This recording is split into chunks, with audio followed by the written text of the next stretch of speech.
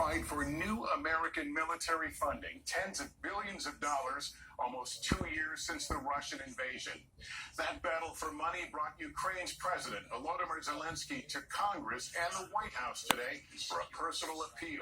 Zelensky facing continued skepticism from some congressional Republicans, while President Biden argued that blocking more aid for Ukraine will only play into Russia's hands. Zelensky dismissing suggestions that Ukraine might be willing to give up territory that's now occupied by Russia.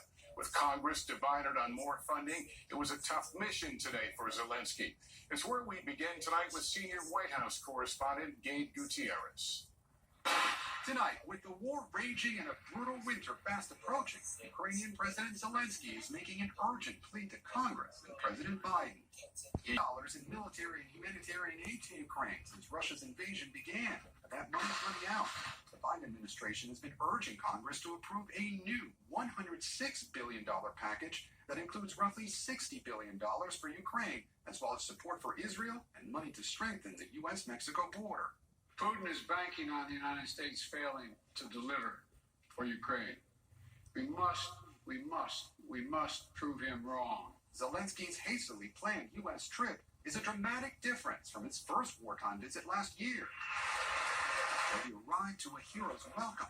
Today, Zelensky met with lawmakers behind closed doors. Skeptical Republicans want to overhaul immigration policies at the U.S. southern border before they sign off on any new money for Ukraine. Our first condition on any national security supplemental spending package is about our own national security first. The border is an absolute catastrophe, and this is because of the policies of this White House and this administration. The House Speaker also saying he wants an accounting of U.S. money already sent to Ukraine, and that Zelensky has not provided a clear strategy to win. The war has largely become a stalemate. In recent months, Ukraine taking back no major Russian-held territory as its latest counteroffensive mostly fizzled. But the White House, in newly declassified intelligence, says the Russian military has suffered more than 13,000 casualties since October. Meanwhile, Zelensky with a sharp rebuke for some Republicans calling for peace talks and suggesting Ukraine give up territory. That's insane, to be honest. I have a question to these people if they are ready to give up their children to terrorists. I think no. And Gabe, it seemed clear that Zelensky's looking for quick action here. When will Congress take all this on? Lester, it's looking increasingly unlikely that a deal gets done this week before lawmakers head home for the holidays. These talks could drag on into January, something the Biden administration says could critically hamper the war effort.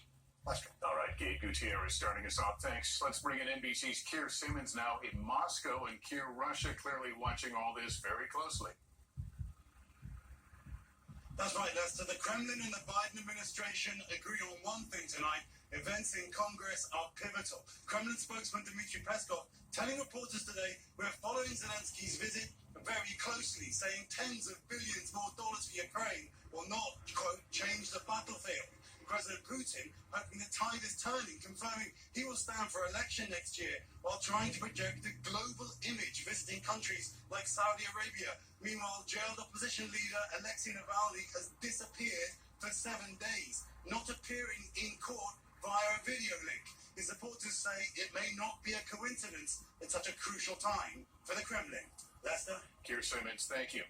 Now to our new reporting tonight that all as President Biden had blunt words today rebuking what he calls indiscriminate bombing in Gaza. Richard Engel now with late details. Israel is pushing ahead with its devastating ground offensive in Gaza, fighting door to door to overthrow Hamas. And tonight, a U.S. official tells NBC News Israel is pumping seawater to flood Hamas tunnels in limited areas of Gaza, saying it's unclear if it will work. There is assertions being made that they're quite sure there are no hostages in any of these tunnels. Israel's military campaign is now sparking tensions with the White House. President Biden speaking earlier at a fundraiser today, saying Israel is right to take out Hamas and has most of the world supporting them. But they're starting to lose that support by indiscriminate bombing in Gaza. And that Israeli Prime Minister Benjamin Netanyahu's government has to change. You can't say there's no Palestinian state in the future. The administration wants the more moderate Palestinian Authority to take over post-war Gaza. But Netanyahu is rejecting that, saying overnight, I will not allow the entry into Gaza of those who educate for terrorism, support terrorism, and finance terrorism. Today, 6 aide groups said the humanitarian situation in Gaza is in an apocalyptic freefall, writing the war has killed more than 7,500 children, more than all global conflicts last year combined. Israelis are still reeling from the October 7th attack when Hamas killed more than 1,200 people and took 240 hostages. Kibbutz 250. Golan Abitvol, a data manager for a pharmaceutical company, was here as Hamas and other militants went house to house, killing and setting fires. And then were two terrorists just standing casually over there. No one is fighting them. Golan locked his family in a safe room in his house and went outside with his pistol. When you saw that they were focusing on your Yeah. place and they were coming Yeah. for you, that's when you had D to max. And I hit them. They were hit. I don't know if I killed anyone. Luckily, the attackers moved on and didn't return.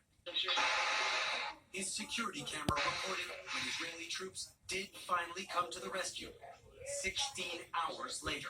Does that slow response make you angry? People here angry? We were supposed to be protected, and we weren't. The Israeli government has acknowledged failures and says it will investigate when the war is over. But many Israelis say that Prime Minister Netanyahu is refusing to accept responsibility. Lester? Richard Engel, thank you. Harvard may apologize after intense criticism of her response to questions in Congress about anti-Semitism on campus. This comes after the president of the University of Pennsylvania, Liz McGill, resigned over the weekend following the backlash. New evidence today that inflation is easing, up 3.1% last month from a year ago, a new sign the Fed's campaign of higher interest rates is working.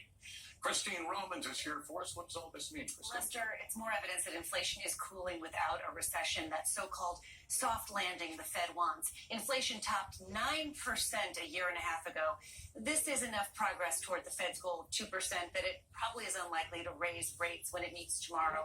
Gas prices, a big part of this story, below $3 in 23 states. Consumer sentiment beginning to improve as inflation cools. Despite some high-profile job cut announcements, the job market overall has been resilient, and mortgage rates have been moving lower. But housing costs are still rising, and that's part of what for many leads to, at best, a mixed view of the economy, Lester. All right, Christine, thanks very much. Now, the very long trip home for passengers on a Delta Airlines flight forced to make an emergency facility on the front lines guarding the U.S. against threats from China in orbit. Growing tensions between the U.S. and China now extending to hundreds of miles above the Earth. We know when we're threatened.